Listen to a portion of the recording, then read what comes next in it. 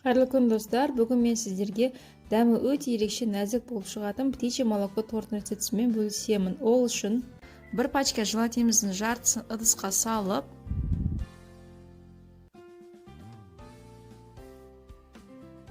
үстіне су құйып қоямыз.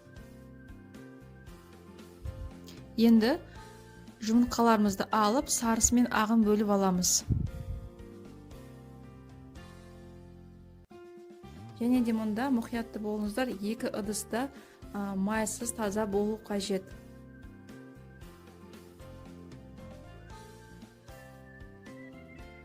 Енді жұмыртқаның сарысына қантымызды салып, жақсылап миксерлейміз, ағарғанша.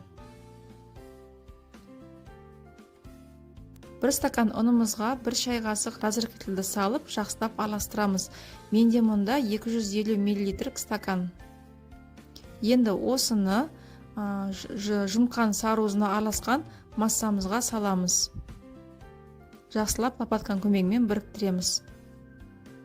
Қамырымыз дайын. Енді осыны мен алдын ала кальциевый формаға фольганы салып, шеттерін жақсылап тұрып біріктірдім. Шеттерін жақсылап тұрып біріктірсеңіздер, қамырларыңыз сыртына ағып кетпейді. Бисквитімізді құямыз. Енді осыны қызып тұрған пеште 180 градуста қызарғанша пісіріп аласыздар.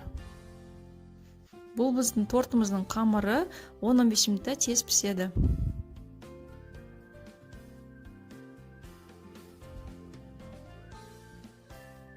Кремін дайындаймыз. Сгущенканы ыдысымызға құямыз.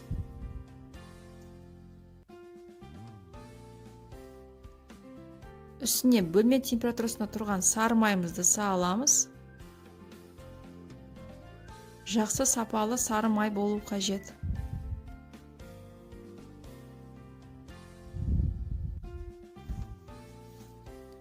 Және миксермен араластырамыз.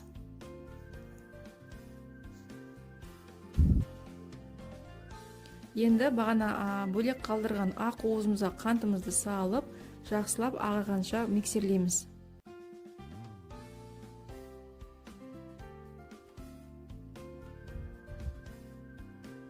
Миксерлеп болғаннан кейін алдыңғы кремімізді қасықтап салып, тағы да миксерлейміз.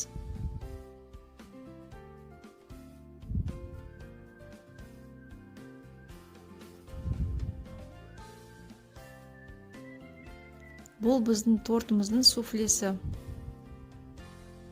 Енді қалған бөлігін барлығын салып,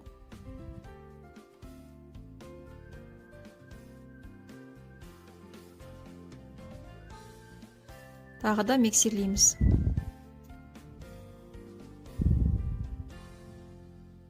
Енді дайын болған желатинімізді ертіп, осы кремнің үстіне құямыз. Желатинді ерткенде қатты ертпейсіз, қатты қыздырмайсыздар, сәл ғана ергенше қыздырып аласыздар. Енді барлығын жақсылап миксерлеп аламыз.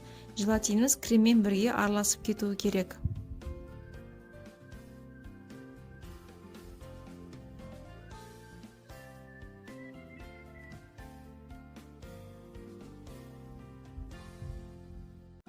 Міне менде коржигім дайын.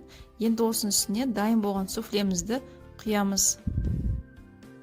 Суфлені құймас бұрын алдын ала коржды суытуды ұмытпаңыздар. Бір текті етіп жайып шығамыз.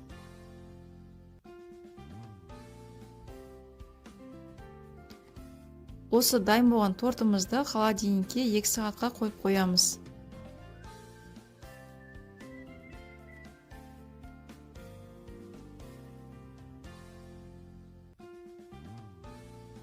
Міне 2 сағат өтті. Енді осының үстіне шоколадный глазурімізді құямыз. Шоколадный глазурный рецептісі мен сілтемеде қалдырып кетемін, яғни описанияда. Глазурімізді құйып болғаннан кейін қастың көмегімен жайып шығамыз. Бұл торттың атауы птичье молоко деп аталады.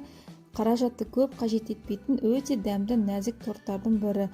Және тағы да бір ерекшелігі, басқа торттарға қарағанда холодильникте 7-8 сағат тұруды, яғни капельканы қажет етпейді.